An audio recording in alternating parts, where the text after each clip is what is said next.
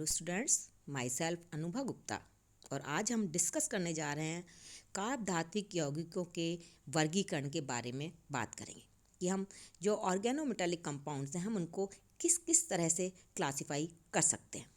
इन compounds को हम 3 तरह से क्लासिफाई कर सकते हैं। तो फर्स्ट जो क्लासिफिकेशन हम उसका करते हैं नेचर ऑफ बॉन्ड, ये बॉन्ड किस तरह का है।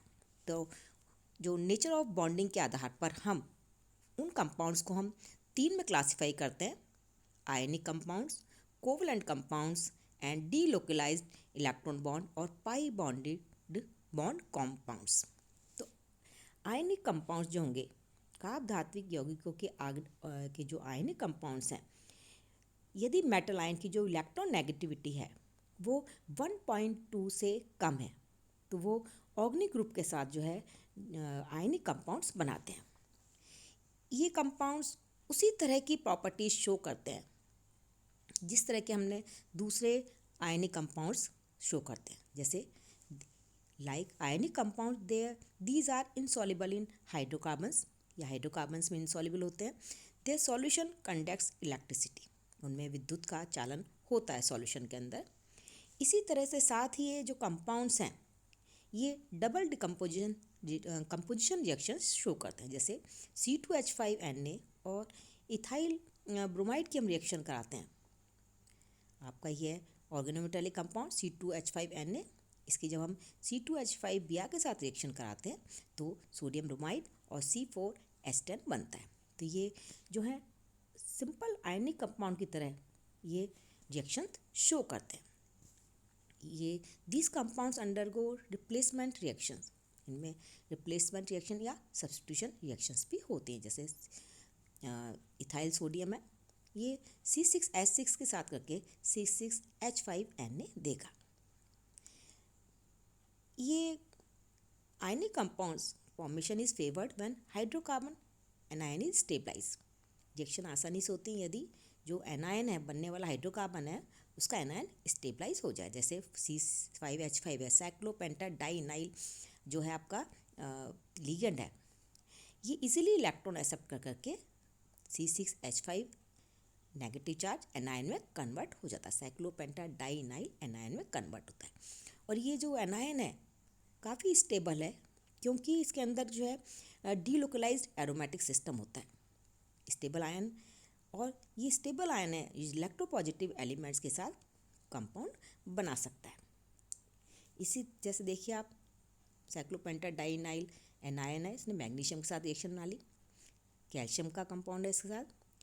इसी तरह से जो आपका सोडियम एसिटाइड है, ये भी एक स्टेबल कॉम्प्लेक्स है क्योंकि स्टेबिलिटी जो है इसके अंदर जो sp हाइब्रिडाइजेशन है, और sp हाइब्रिडाइजेशन के कारण इसकी स्टेबिलिटी जो है sp3 हाइब्रिडाइज कार्बन के कंपैरिजन में ज़्यादा है। तो जो एसिटाइड है ये भी एक स्टेबल है कंपाउंड है, इसका जो एनायन है वो स्टेबल है और सोडियम के साथ रिएक्शन कर लेता है।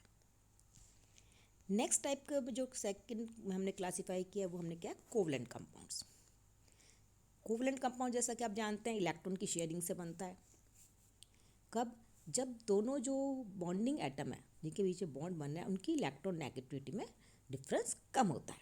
तो इसलिए जो मेटल आयन जिनकी इलेक्ट्रॉन नेगेटिविटी 1.5 से 2 के बीच में है, जिनकी इलेक्ट्रॉन नेगेटिविटी 1.5 से 2 के बीच में है, वे जो है आपके कोवलेंट कंपाउंड बनाएंगे, या जो ऑर्गेनोमेटालिक कंपाउंड्स होंगे वो कोवलेंट हो सकते हैं।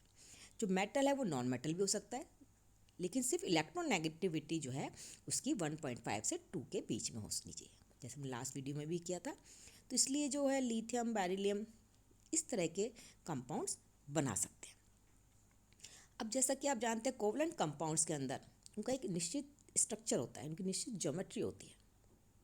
तो उसी तरह इन कंपाउंड्स की जो है ऑर्गेनोमेटालिक कंपाउंड जो कोवलेंट कंपाउंड है उनका भी एक निश्चित ज्योमेट्री होगी, निश्चित संरचना होगी, और संरचना डिपेंड करती है टाइप ऑफ हाइब्रिडाइजेशन पर। यदि sp हाइब्रिडाइजेशन है सेंटर एटम का तो शेप कैसी होगी, लीनियर। तो डाईइथाइल जिंक, डाईइथाइल मरकरी, ये लीनियर है। sp2 हाइब्रिडाइजेशन है तो ट्रायगोनल होगी। Tri methyl boron gallium compound से ये जो है ट्राइगोनल है। sp3 हाइब्रिडाइजेशन है तो टेट्राहेड्रल होगी, टेट्रामिथाइल साइलेन टेट्राहेड्रल है। dsp2 हाइब्रिडाइजेशन है तो स्क्वायर प्लेनर होगी, ये प्लेटिनम कॉम्प्लेक्स स्क्वायर प्लेनर है।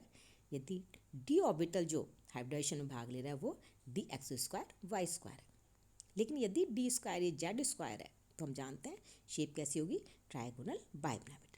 तो जो ज्योमेट्री है वो डिपेंड करेगी आपके सेंटर एटम के हाइब्रिडाइजेशन पर, क्योंकि ज्योमेट्री हाइब्रिडाइजेशन पर निर्भर करती है। और ये जो बॉन्ड है सभी जो सिंपल कोवलेंट बॉन्ड है जो हम मान रहे हैं वो 2 इलेक्ट्रॉन 2 सेंटर्ड बॉन्ड है, मतलब बॉन्ड जो सिंपल सिग्मा बॉन्ड है जिसमें 2 इलेक्ट्रॉन होते हैं और दोनों मेटल ही के उसमें शेयरिंग करते हैं, जिसके सब एग्जाम्पल दिखा रखे हैं। लेकिन जो बोरेन टेट्रामिथाइल बोरेन पाई एसिड लिगेंड्स भी जैसे आपने देखा होगा कार्बोनिल ग्रुप है, ये भी जो है स्टेबल ऑर्गेनोमेटेलिक कंपाउंड्स बनाते हैं।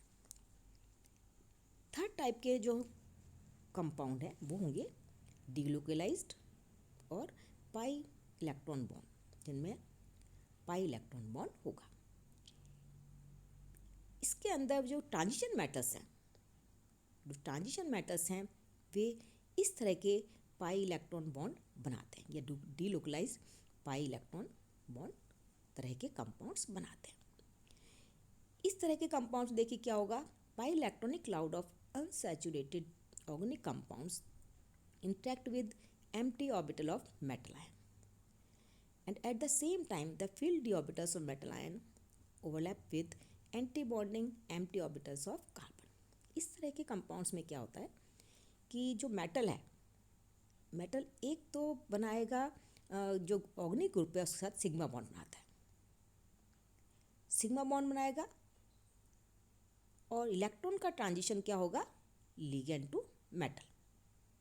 पाई सिग्मा बॉन्ड होगा वो लिगेंड से मेटल की तरफ होगा, तो इसका मतलब मेटल के वैकेंट ऑर्बिटल और लिगेंड के फील्ड ऑर्बिटल ओवरलैपिंग करके ligand to metal sigma bond देते हैं। साथ ही मेटल के फील्ड ऑर्बिटल जो है वो लिगेंड के वैकेंट ऑर्बिटल यहाँ पर जो कि पाई एंटी बॉन्डिंग ऑर्बिटल है उनके साथ ओवरलैपिंग करके metal to ligand pi bond देते हैं। जैसा कि यहाँ पर जो बॉन्ड है T pi P pi anti bonding, तो जो बॉन्ड होगा metal to ligand and ligand to metal bond बनता है। तो इस टाइप के जो कॉम्प्लेक्सेस हम कहते हैं पाई बॉन्डेड कंपाउंड्स। इनको हम दो में क्लासीफाई कर सकते हैं, एक तो ओलिफिनिक एंड एस्टाइलिन कंपाउंड्स और दूसरा सैंडविच कंपाउंड। इथाइलिन कंपाउंड्स के अंदर क्या है, जो ओलिफिन ग्रुप है एस्टाइलिन ग्रुप है वो मेटल के साथ करके ऑर्गेनोमेटेलिक कंपाउंड्स देते हैं और इनकी जो ज्योमेट्री होती है स्क्वायर प्लेनर। इसके अंदर जो platinum ethylene bond points between 2 carbon atom and the sigma and the carbon carbon axis perpendicular to the plane of the platinum chloride bond. तो इसके अंदर जो होगा कार्बन कार्बन का जो बॉन्ड है डबल बॉन्ड वो परपेंडिकुलर है प्लेन के। ज्योमेट्री कैसी है, स्क्वायर प्लेनर, जो कि इथाइलिन आपका एस्टिलिन कंपाउंड्स है। दूसरे तरह का कंपाउंड होता है सैंडविच कंपाउंड। सैंडविच तो जैसा कि आप जानते हैं ना, दो के बीच में यदि कोई चीज़ सैंडविच हो जाती है, बीच में आ जाती है, तो हम सैंडविच कंपाउंड कहते हैं। तो इस तरह के कंपाउंड्स में जो होगा दो फ्लैट ऑर्गेनिक मॉलिक्यूल के बीच में मेटल यदि आ जाता है तो उन कंपाउंड्स को हम कहेंगे सैंडविच कंपाउंड। इसका बहुत अच्छा सा एग्जाम्पल जानते हैं वो है फेरोसिन। इसके अंदर जो ये आपका जिसका बहुत अच्छे से जानते हैं, ये आपका साइक्लोपेंटा डाइनाइल आयरन जो है बिस साइक्लोपेंटा डाइनाइल आयरन, जिसमें दो साइक्लोपेंटा डाइनाइल ग्रुप जो है वो उनके बीच में आयरन आ जाता है, एक सैंडविच की तरह बन जाता है। जो फ्लैट ऑर्गेनिक ग्रुप ये दोनों उनके बीच में मेटल आयन है। ये आपने बहुत ज़्यादा अच्छा से काफ़ी कॉमन नेम है साइक्लोपेंटा डाइनाइल आयरन, जिसे हम फेरोसिन भी कहते हैं।